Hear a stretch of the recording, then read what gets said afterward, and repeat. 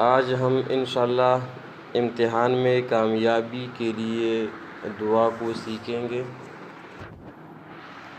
امتحان یا اور کسی کام میں کامیابی کے لیے اس آیت کو جانے سے پہلے 7 مرتبہ پڑھ لیا کریں، انشاءاللہ ضرور کامیابی ہوگی۔ آپ امتحان دیتے ہیں تو امتحان میں جانے سے پہلے کمرہ امتحان میں جانے سے پہلے 7 مرتبہ اس دعا کو پڑھیں۔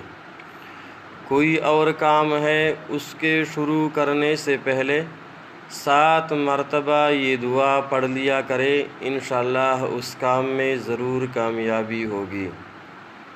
آیت سورہ انفال کی 62ویں آیت ہے۔ اعوذ باللہ من الشیطان الرجیم، بسم اللہ الرحمن الرحیم۔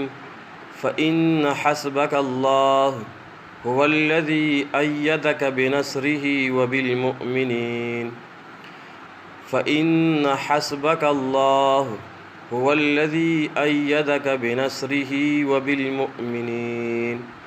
اس آیت کو 7 مرتبہ پڑھ لیا کریں، انشاءاللہ ہر قسم کے امتحان میں کامیابی ہوگی۔